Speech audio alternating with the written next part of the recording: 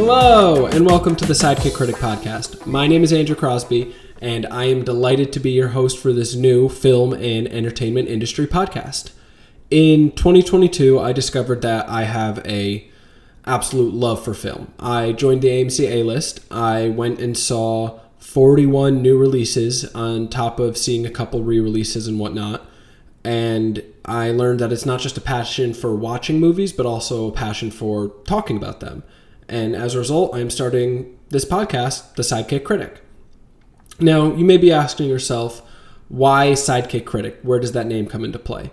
And to that, I would say, I think it's time we focus on the sidekicks a little bit. For every Batman, there's a Robin. For every Michael Jordan, there's a Scottie Pippen. And I think when you look at the film industry as a whole, there's tons of A-list actors and big-name directors who get all the attention and the late-night interviews for movies, but there's so many other people who help create this film. There's editors, composers, there's side characters who you recognize, but you don't know their name, and I think we should give them some attention. So that's where the Sidekick Critic comes into play. Primarily on this podcast, I'm going to be doing movie reviews. As mentioned, I love seeing new movies, and I go quite a bit. So as I see movies, I'm going to come in here and talk about them with you. Typically, those discussions are going to take a little bit of a segmented format where I run through different segments to break down the movie for you. I'm going to start each review by rolling out the red carpet, where I break down the cast and crew for the film to tell you who's in it, so you can get more familiar with these names as I also get more familiar with them. Then I'm going to go into a quick 1-minute review where I just give you a little sound bite so you can hear my thoughts on the movie and give a rating and whatnot. After that, I'm going to go into a ticket seller segment where I'm going to discuss what's selling the tickets for the movie, what really got me to go see it aside from having the A-list membership, and what's getting other people to go see it.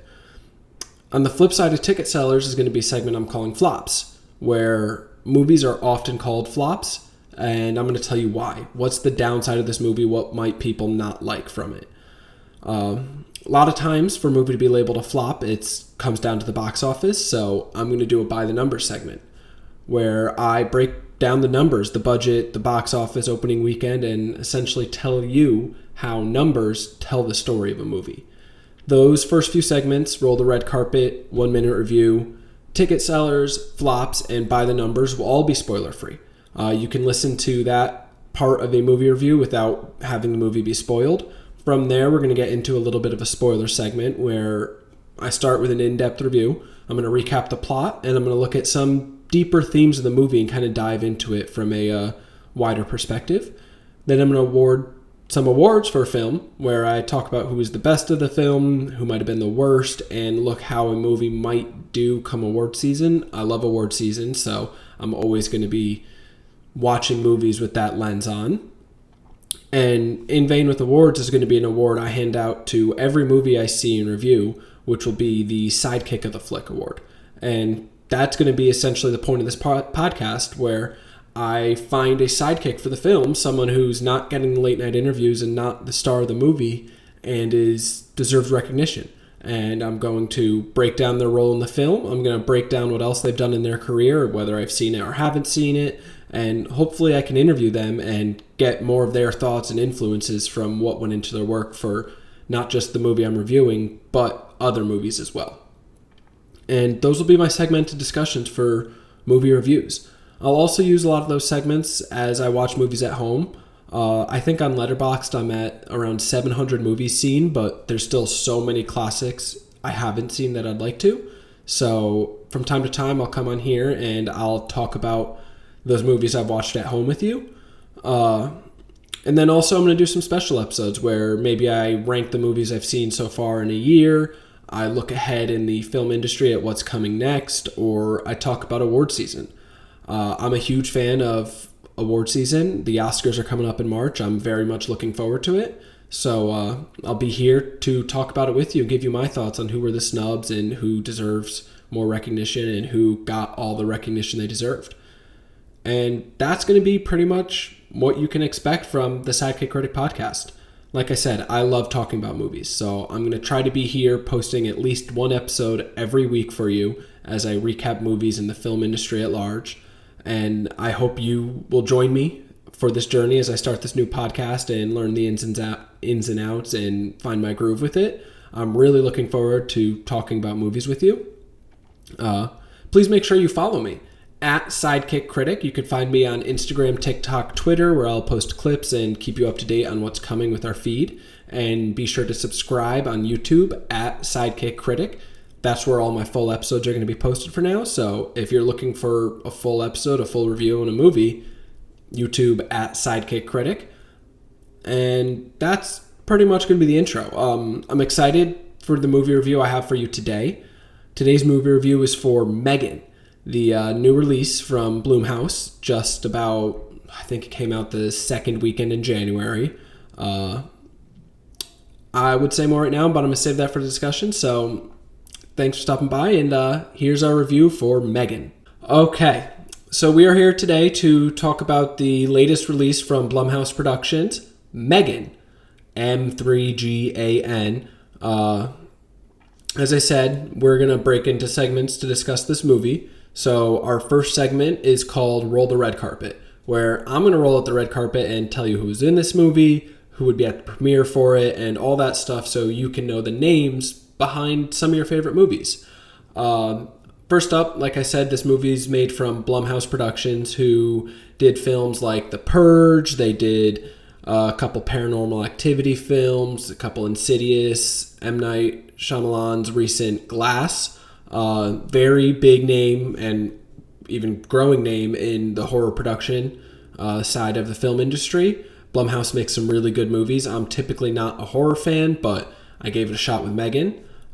The movie is directed by Gerard Johnstone, who has not directed anything I have seen. It's only his fifth directorial credit. He's done quite a few episodes of TV shows, as well as a film called Housebound, which I have not heard of. It's written by Akilah Cooper, who produced the Marvel Netflix series Luke Cage, as well as writing a couple episodes. And it's also written in conjunction with James Wan, who was a writer for Aquaman, the DC film with Jason Momoa, Furious 7, as well as a Saw film. So he's got some experience with horror, as well as some of the action comedy type genre. As well as far as the cast for this film, the main names that I feel the need to point out here are Allison Williams, who played Gemma. You may know her from Get Out. She's also in the TV series Girls. Playing her niece in the film is Violet McGraw. She plays Katie. She was in Ready Player One, as well as playing a young Elena in Marvel's Black Widow. Then you have Ronnie Chieng, who plays David. I know him from Crazy Rich Asians, as well as another Marvel film, Shang-Chi. Does seem like almost everyone these days has at least one Marvel or even DC credit. Ronnie Chieng is a hilarious actor. Everything I've seen him in, he's absolutely hilarious, like I said. Playing the physical role for M3GAN is Amy Donald. And then the voice credit for M3GAN goes to Jenna Davis. Both of them are still relatively new in their career with small roles, few acting credits, nothing I have seen personally. I know I like to say I've seen a ton of movies, but there's so many movies out there that as I look into these actors and actresses, I'm shocked of how many films I have not seen. I recommend, if you like movies, go check out Letterboxd. It's Letterboxd. It's this new film social media type app where you can rate movies. I think I spent 4 straight hours over the course of a few days, 2 hours straight in one day, just looking at movies I've seen and rating them.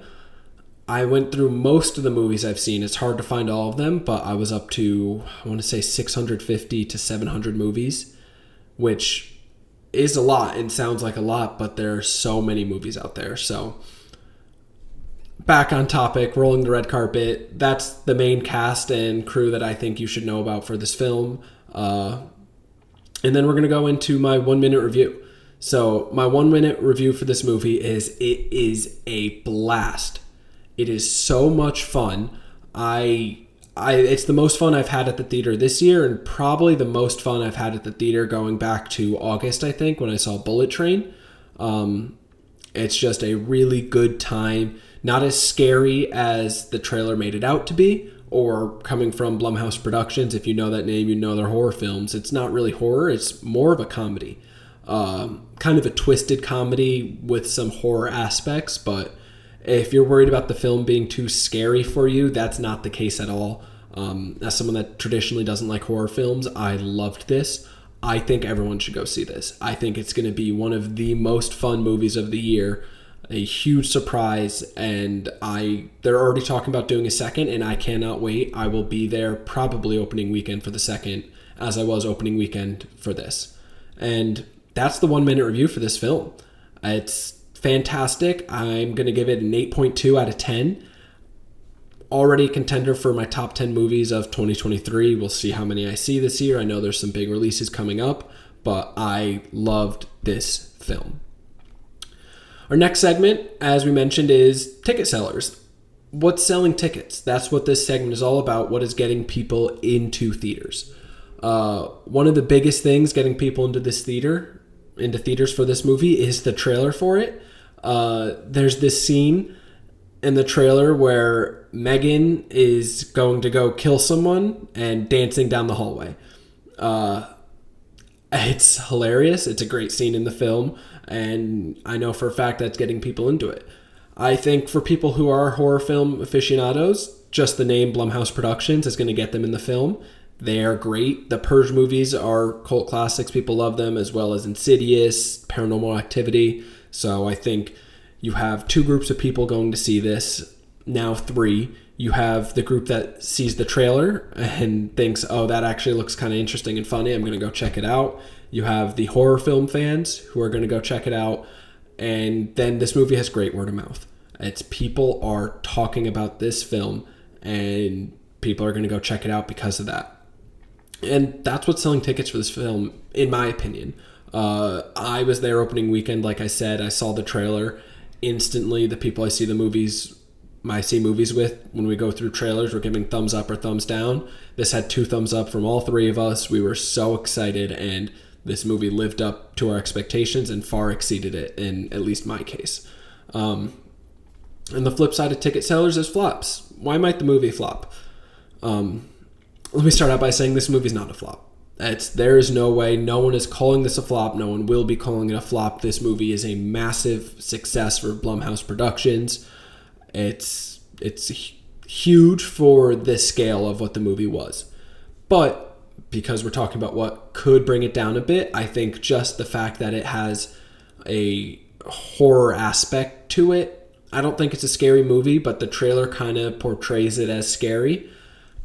I don't think it's scary at all, but I think there's going to be some people, and I know some people who already said no about seeing it because it looks scary to them. So that'll keep some people out of the theater for it, but like I said, this movie's not a flop. It's already a massive success. And in terms of talking about it being a success, our next segment is by the numbers. I'm looking at budget, box office. How are numbers telling the story of this particular movie? And in this case, the numbers are saying this movie is a huge success. Like I said, it's blowing it out of the water. A very small budget for films nowadays at only $12 million. Typically, a good rule of thumb is a movie needs to make twice its budget, if not 3 times its budget, to be profitable. The ticket revenue is split with theaters, so production companies and distributors don't get all of the ticket revenue, so you can't just look at the total box office and say, oh, it made more than its budget, so it's profitable. There's additional cost on top of that budget as well in terms of marketing and whatnot, which can really drive the cost on a movie up. So you're looking 2 to 3 times its budget, and this movie has far succeeded that. Like I said, $12 million budget. The opening weekend alone, it did $30.4 million. That's huge. It did 2.5 times its budget opening weekend. The weekend after New Year's, January 6th, was its full release date. It was competing with, well, it's going to be one of the top probably top 5 earners all time in Avatar: The Way of Water. It was second that weekend only to Avatar, but it was fantastic. And then the second weekend, the long Martin Luther King weekend, it stayed in second place. No new releases knocked it down. Got $18 million that second weekend, behind only Avatar: The Way of Water once again. Its total run so far, we're not even at a month yet, is $112.9 million. That's huge. I think it's up there for one of the larger earners for Blumhouse Productions, especially post-COVID. And it's going to keep, I think this movie's going to have really long legs. I think it'll probably stay in the top 3 and have continuous showtimes until Ant-Man and the Wasp comes out. And then you'll start seeing movies start to drop off as that fills up in theaters. Avatar's going to stay for a long time. But M3GAN is an absolute massive success when it comes to the box office numbers, which I love. It's such a huge success. They're already talking about doing a second film. And it's so big, I believe as one of the producers of the director in an interview recently was talking about there's a much gorier and darker version of the film that's left on the cutting room floor that they're talking about releasing. Sometimes they'll get production companies that work with a streamer and they release a director's cut where it's a longer version of the film, and I am stoked. If that comes out, and when it does, I will be watching it because this movie is already one of my favorites for the year. And that's the by the numbers for this movie. A huge critical and financial success. I loved it. Now we're going to go into a spoiler section of our review for this movie. Our first segment is going to be the in-depth review where we have some spoilers for it. So if you have not seen this film yet, if you do not want spoilers, time to stop listening. If you don't care about spoilers, if you just want to hear me talk about this film, let's go into our in-depth review. Okay, so we're going into the in-depth review for M3GAN. As I said, this is where spoilers are going to be very prevalent. I'm going to start this in-depth review by just lightly recapping the plot a little bit for you. The movie follows this young girl, Katie. After she is in a car accident with her parents that leaves her orphaned, she goes to live with her Aunt Gemma. Gemma is an engineer for a very high-tech toy company. She actually is working on this addictive toy that syncs with your iPad that kids are obsessed with, kind of an underlying theme of kids being obsessed with these toys and toy companies really pushing that. But Katie goes to live with Gemma, and Gemma isn't cut out to be a parent. She's not there for Katie the way she should be. And as it turns out, Gemma is working on a device, Model 3 generative android, something like that. M3GAN for short is what they're calling it. And she had been ordered to shut the project down, but she sees Katie struggling with the loss, not really doing well. So she turns M3GAN on for Katie and pairs her with her so that M3GAN and Katie could bond and Katie can have someone. Well, it quickly becomes apparent that M3GAN is taking over the role of parent, telling Katie what to do, doing all the parent stuff, being there for her in close moments. And Gemma is just absent, essentially. She's a workaholic. Well, M3GAN starts taking that too seriously. She becomes overprotective of Katie. She kills a dog. She pulls the ear off of a bully and then chases the bully through the forest until the bully falls and is hit by a car.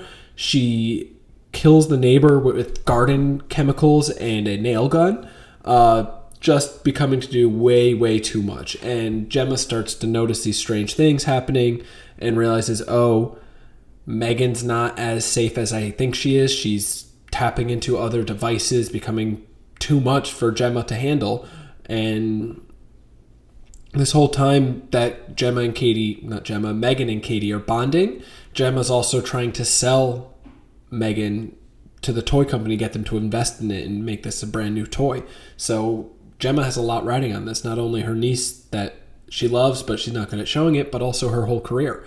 So eventually gets to the point where it's investor day and Gemma makes a decision that for the good of Katie, she has to turn M3GAN off and get rid of her. This can't happen right now, and M3GAN's adapted too much and is too good for this. She nearly kills 2 of Gemma's co-workers and then goes through killing a few people throughout the Funky, the toy company office. This is where that hilarious dancing in the hallway scene comes into play. And then M3GAN makes it back to Gemma's house where Katie and Gemma are, and a fight ensues between Gemma and M3GAN. Eventually, Katie comes in and takes over another defunct robot in Gemma's home and is able to kill M3GAN. And the police show up, and the movie ends with the virtual assistant type thing, like in an Alexa, turns around, and M3GAN has tapped into that, as happens in robotic android movies, and now has control of that, setting us up for a M3GAN sequel. That's your quick little run through on the plot there. The movie wasn't scary. It's enjoyable. There are some moments where you can tell they're kind of building up to a jump scare, but it's kind of done in a wink laughing type way where you know it's coming, that it's more funny than anything. And there are some deeper themes in this movie, though. First off, a child dealing with loss of their parent, and that's tough, but they still somehow manage to do it in a funny way. There's a moment where M3GAN and Katie are in this observational room so people can see what this toy is capable of and if it's worth it. And M3GAN, which is supposed to be a child robot, is talking about death in a way you would never expect from a child. And I remember we were sitting in the theater and the scene is ongoing, and I start laughing because I'm like, this is absurd. Like, what is happening? And it's a few seconds later as it keeps going, and the scene cuts to one of the toy executives who's crying because of what this child robot is saying, and the whole theater busts out laughing. It's got this awkward kind of off-the-cuff humor to it that is just so enjoyable. It makes it a great movie. But that's a deep thing to be talking about, a child losing a parent, both parents. And the movie is exhibiting that and showing how when that happens, the next of kin that essentially takes over as guardian for the child isn't always cut out for it. And Gemma's not cut out for it. And because of that, she turns to an android robot that's not fully done, that shouldn't be out there, to look after this child that is now hers. And it's the message behind that, I think, is very important and serious, of these kids, these orphan kids, really need to be put in the right situation. And yes, family is ideal, but if that family member can't do it, they can't do it. The other theme to this movie, I think, which is a very prevalent theme, is kids and their devices. Not just toys, but the devices with them and their attachment. At the very beginning of the movie, as Katie's in the car with her parents before the accident, you can tell Katie is obsessed with this stupid little toy that links to her iPad and playing with it and not doing anything else. And it's like kids these days being obsessed with the iPad, and parents being able to just hand, like their kids being a nuisance, being a problem, just hand them an iPad, hand them a phone, get them to shut up and be done with it. It's saying something without throwing it in your face, which is good. And it's clear they're making fun of some toy company specifically. Funky sounds like another toy company for sure, but it's nice how they go about the themes in a funny way. Like the toy and the kid being obsessed with it. It's the toy like poops and the kids are excited about it. It's stupid, but it's funny, and it has a message behind it, which is a really not powerful thing to do, but it's well done for this movie. And I don't like movies when they shove the message down your throat. I like it to be a little more subtle, and it's great how this movie does that subtly with humor too. I really can't say enough good things about this movie. I absolutely loved it. I think it'll be in my top 10 come the end of the year. It's almost guaranteed there's going to be a couple Marvel movies in there. Maybe Ant-Man, maybe Guardians of the Galaxy, but M3GAN is going to be one of those dark horse contenders for one of my favorite movies of the year. It's mainly those two themes, the kid obsession with toys and the dealing with loss and what that means for an orphan child. But this is a great movie. It's, like I said, not scary at all. It's those jump scares have a little haha to it. They set it up for a second, which I am ecstatic about. I already mentioned the director's cut, which is going to be a lot more to it, which I hope to see and I will be watching at home. I loved it. And that's about all I can say when diving deep into this movie. It's not something you really have to overtly think about, and it's not going to try to trick you in any way. The movie is what it is, and it's great. Once again, highly recommend it. Like I said in my 1-minute review, it's an 8.2 out of 10, which I usually will adjust these based on what else I see in the year. So it's possible if I see a bunch of good movies, I have to bump this down or I bump it up. But I loved it. And that's my in-depth review. Now we're going to go into my award segments where I talk about some awards for the film. First, we're going to look at award season.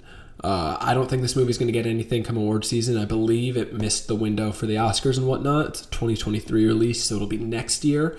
It might get some more obscure awards. I'm sure there's some awards for horror movies and whatnot.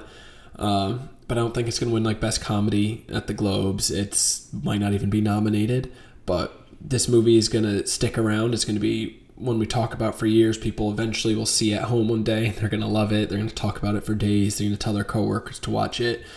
It's just that nice middle niche where it's very enjoyable, very fun. Going to be one of your favorite movies, but it's not going to get the true critical acclaim that you see from Oscar movies, Golden Globes, SAG, all that. It's going to be almost a cult classic. And that makes sense. As I talked about in By the Numbers, the movie has had great legs. Already over $100 million. It's at that weird middle ground of not being recognized by the film industry, so to say, but people are talking about it. I've heard other podcast episodes about this movie already. I've seen articles about it. Everyone loves it. And that's no surprise, having seen it. As for an award for this movie, I'm going to give a co-MVP award here to Amy Donald and Jenna Davis, who play the physical character of M3GAN and the voice of M3GAN. They're fantastic together. Some of the physical cues, the way M3GAN turns her head, reacts to things, the dancing in the hallway are done fantastically. It makes this creepy character really funny, but also creepy. It blends them together very well, and the voice is outstanding. It's a great mix on those virtual assistants you have on your phone or your Alexa or your Google, all of that. It's nice being able to hear that voice say regular things, not just scripted things, and it's very intriguing, and it's so well done. The two of them together really bring this character to life, and I've said it multiple times in this episode already. I'm going to say it again. I cannot wait for a second movie of this. I think it's going to be fantastic. I will be there opening weekend. I'm going to watch, if they release the director's cut, I'm going to watch it at home. This movie is fantastic. I've heard other podcasts hand out award for who has the hot hand, who's just briefly in the movie, but they're killing it in every scene they're in, and that's Ronnie Chiang. He plays David. As I said, he's in Crazy Rich Asians and Shang-Chi. Everything he's in, he's really funny. He's just a great comedy actor, especially in those smaller roles where he's not the main character in the film. You're not seeing him in every scene or every other scene, but when he's there, he steals the spotlight. He makes you laugh out loud, and he's got great facial acting. I really like what Ronnie does. I'm going to keep my eye out for other movies he's in, especially comedy movies, because I think he brings a level of humor and really accents the main cast and characters of the film very well. Bravo to you, Ronnie, with that hot hand. Just great work. And that's going to be all the awards awarded out for this film.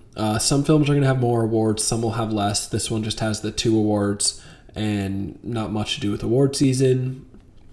Of course, as I mentioned, every movie will have a sidekick of the flick.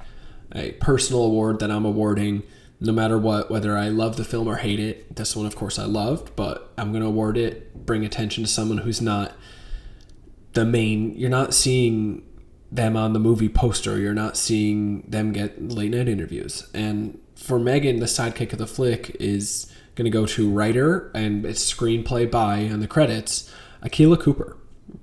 Akilah wrote for 4 episodes of Luke Cage, the Netflix Marvel series, as well as producing multiple of those episodes. She already has a credit for the pre-production on M3GAN 2.0. The other movie she worked on is something called Hellfest, which once again I haven't heard of, but there's no doubt that it's going to be her. there's a difference between writer and screenplay. Usually a writer or a story by is just the story of the film. It's just straight through, here's what happens. And then you have screenplay, which has a lot of production cues. Camera cuts, panning, what the actors are doing physically. And for every role an actor or actress portrays, they bring a lot to it. They bring some of themselves and put themselves in the role and make it their own. But all of that starts with the screenplay. They get the script and the screenplay and they read that first, and that's where it all starts. And the screenplay for this movie, written by Akilah Cooper, as I said, is fantastic. It's Amy and Jenna did a great job playing Megan, but a lot of that comes from the screenplay as well. Like that hallway dancing scene that I keep mentioning, it's the screenplay talks about that. You have Ronnie, who is scared in the hallway, David, and it cuts to Megan as she's standing there with, I think, a katana, and she starts dancing and jiving down the hallway, and the theater is busting out laughing. The theater busted out laughing almost every time I saw that trailer, and it's those types of cues that the screenplay comes up with, and lots of times directors may change them on the spot or work to do something different, but it all starts from that screenplay. And Akilah Cooper wrote an excellent screenplay in this film, and it really helped bring the movie to life. I can't say enough good things, not only about her work, but about this movie as a whole. It's fantastic. I really hope you go see it. I hope you think of the screenplay, maybe not during the movie, sit there and enjoy it, but afterwards think of some of your favorite scenes and how the screenplay directed the camera to pan a certain way or to hold on a certain way, or the actor to look up, look over, look at the camera, whatever it may be. Screenplay is a vital part of movie production, and Akilah Cooper, sidekick of the flick for Megan, without a doubt in my mind. And that's going to be the whole review and all of our segments for Megan. Once again, directed by Gerard Johnstone from Blumhouse Productions, starring Allison Williams, Violet McGraw, Ronnie Chieng, Amy Donald, Jenna Davis, written by Akilah Cooper. $112.9 million so far as of me recording this. Came out just January 6th. Today's the 22nd, and this movie is fantastic. Anyone right now who texts me asking for a movie recommendation, I am instantly saying, if there's a showtime, go see Megan. Tons of fun. Please go check this out if you haven't seen it yet. If you haven't seen the trailer, watch it, and that will probably sell you on it. Don't be worried. It's not a scary movie. It's a comedy more than anything. And thanks for joining us for a review of Megan. Well, thank you for being here for our first movie review for Megan. As I said in the review, 8.2 out of 10. Please go see it. I loved that film, and I love films in general, and I'm going to be here talking about them with you as often as I can. As I said at the start of this episode, please make sure you follow us, Instagram, TikTok, Twitter, at Sidekick Critic. Make sure you subscribe to the Sidekick Critic Podcast on YouTube. That's at Sidekick Critic as well. That's where our full episodes are going to be, like this one. We're looking to post at a minimum one movie review a week because we love films, and I think this week we're actually going to fill up our entire A-list reservation slots. So it's a lot of movies coming down the pipe. We've already seen 5 or 6 in 2023. So we're hoping to be busting out reviews pretty quick going forward here. I love films. I love talking about them, and I love giving attention to the sidekicks. Sidekick of the Flick is always going to be there. Once again, congrats to Akilah Cooper for winning Sidekick of the Flick. For Megan, a fantastic screenplay. Her work, I was able to notice it from the start in that film. The screenplay was well done. And yeah, at Sidekick Critic, wherever you are, follow us. And I'm delighted that you joined us for our first episode and our first movie review here. And I cannot wait to see you next time for our next review, where I'm going to be talking about A Man Called Otto. So, once again, thank you for stopping by, and I'll see you next time.